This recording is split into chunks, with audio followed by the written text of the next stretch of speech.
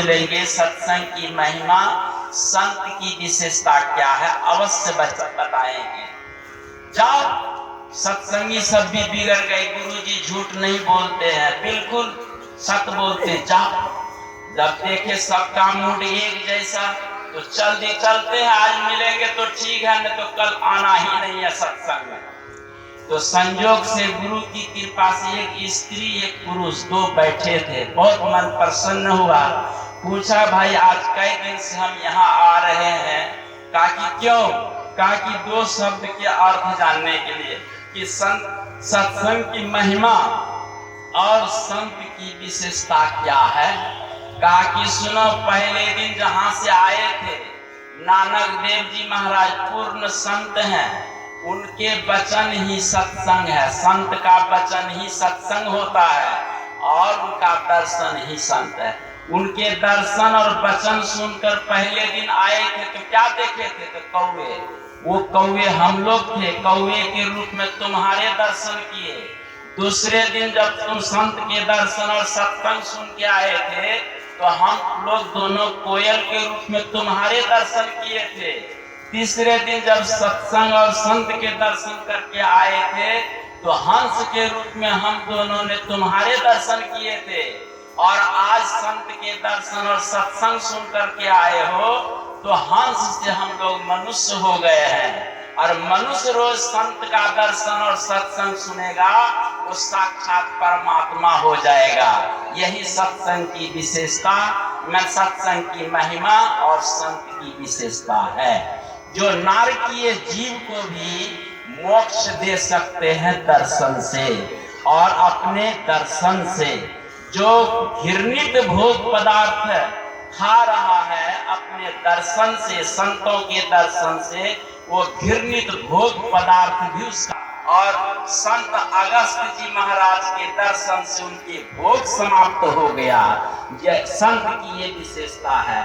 तो संत की विशेषता का मतलब जो जोनी बदल जाती है, यदि कीट जोनी में है, कुकुर जोनी में है, सुअर जोनी में है, तो आप ब्राह्मण जोनी में जाकर भजन करके मोक्ष प्राप्त कर सकते हैं। ये संत की विशेषता, ये दर्शन का फल है। इसीलिए ऐसे संतों का संग करो, जहां भी मिले हजार काम को छोड़कर ऐसे संतों का दर्शन करो जो विचारों का परिवर्तन कर दे, खान पानों का परिवर्तन कर दे, स्वभावों का परिवर्तन कर दे। ये संत की महिमा है, सत्संग की विशेषता है। जब हम लोग गुरु महाराज की सन्निधि में नहीं आए, सत्संग में नहीं आए थे, सन्निधि का फल है जो काग वृत्ति को छोड़कर हंस वृत्ति में चलने का प्रयास हो रहा है। ये कम विशेषता, कम उपलब्धि मत समझो, ये बात है। यही है संतों की देन। इसीलिए नारायण संत की महिमा पूरी शास्त्रों में गाई गई है। एक बार की मैं बता दूं, तुर्क बादशाह ने इराक पर चढ़ाई की और चढ़ाई करने पर इराक को अपने कब्जा में कर लिया। तुर्क बादशाह ने सोचा कि इसका राजपाट लेने से मुझे क्या फायदा है, लेकिन इराकी संत के प्रति बहुत प्रेम करते हैं, इसलिए यहाँ के प्रसिद्ध संत को ही हम लोग लेकर चले जाते हैं। तो तुर्की बादशाह ने इराकी के संत को लेकर के चले गए, बंदी बनाकर जेल में डाल दिया। समस्त इराकी उदासीन हो गए, खाना पीना सब छोड़ दिया।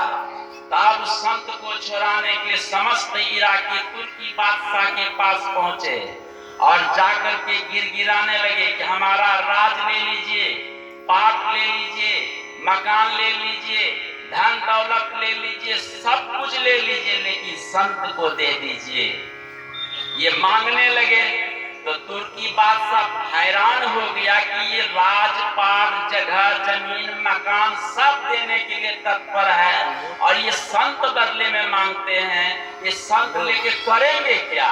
तो तुर्की बादशाह ने कहा, इराकियों, ये तुम सब कुछ दे करके संत लेना चाहते हो, संत लेकर के करोगे क्या? कहा कि क्या करेंगे? संत को लेकर के हम उपासना करेंगे, उनकी पूजा करेंगे, हम उनकी आराधना करेंगे, हम वंदना स्तुति प्रार्थना करेंगे। और ये राजपाट धन दौलत विनाशी है और हमारे संत अविनाशी है। इस अविनाशी की पूजा करके हम अविनाशी में मिलना चाहते हैं। तो ऐसा भाव विचार देख करके तुर्की बादशाह प्रसन्न हो गया, कहा कि ले जाओ अपने संत को, हमको राजपाट नहीं चाहिए। तो जरा विचार कीजिए, राजपाट तीनों लोक की संपदा एक तरफ और संत एक तरफ, फिर भी बराबर नहीं हो सकते हैं। ये बात है। इसीलिए नारायण ये तुलयाम लगे ना पिना स्वर्गम ना पुनर्भवम भगवत संगी संगस्य मर्तस्य किम आयुषायतः। पुराण में लिखते हैं कि तराजू के दो पलरे होते हैं, दो पलरे में से एक पलरे में तीनों लोक की संपदा को रख दो और एक पलरे में एक लव सत्संग रख दो, फिर भी बराबर नहीं हो सकता है। वही कहते मर्तस्य किम आयुषायतः। मर्त प्राणी, इस मर्त लोक में हम सब मर्त यहाँ पर एकत्रित हुए हैं। यदि भक्तों का संग मिल जाए, संतों का संग मिल जाए, इससे बड़ी उपलब्धि और कुछ भी जीवन में नहीं है। ये सुखदेव जी महाराज का वचन है। और कहते हैं भाग्योदयेन बहुजन्म समार्जितेन सत्संगम च लभते पुरुषो यदा वै अज्ञान कृत मोह मदांधकार नाशम विधायहि ततो उदयते विवेकः। जब अनेकानेक जन्मों के पुण्य उदय लेता है, तदा वै लभते सत्संगम, तब सत्संग की प्राप्ति होती है। जन्म कोटि समुत्थेनैव पुण्यनैव तु लभ्यते। करोड़ों जन्मों के जब पुण्य उदय होता है तब सत्संग की प्राप्ति होती है। और कहते सत्संग से होता क्या है, तो अज्ञान कृत मोह मदांधकार, अज्ञान से बना जो मोह है, मद माने अभिमान है, काम क्रोध आदि विकार है, ये सब नाशम विधायहि ततो उदयते विवेक। ये सब नाश होकर विवेक उत्पन्न होता है। तो नारायण ये विवेक कोई साधारण विवेक क्या है, सत असत वस्तु विवेक। अब शरीर में आइए, मन बुद्धि इंद्रियां शरीर ये सब असत हैं और एक सत परमात्मा इससे जुड़ा हुआ है। तो इसी असत साधन लेकर के सत को जानना यही मानवता का काम है।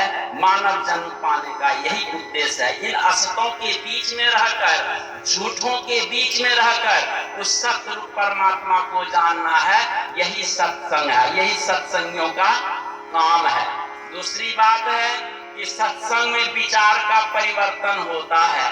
सत्संग सुनते हमारा विचार का परिवर्तन नहीं, स्वभाव का परिवर्तन नहीं, व्यवहार का परिवर्तन नहीं, तो सत्संग करना बेकार है। इसलिए हम लोग अपने विचारों को परिवर्तन करें। एक महात्मा जी जा रहे थे, चलते समय रास्ता में देखते क्या है, एक कुम्हार मिट्टी खान रहा था। महात्मा जी ने पूछा कि कुम्हार भाई मिट्टी खान रहे हो, मिट्टी से करोगे क्या? कहा कि महाराज मुझे चिलम बनाने की इच्छा है। कहा कि चिलम बनाओगे? कहा हाँ, क्यों?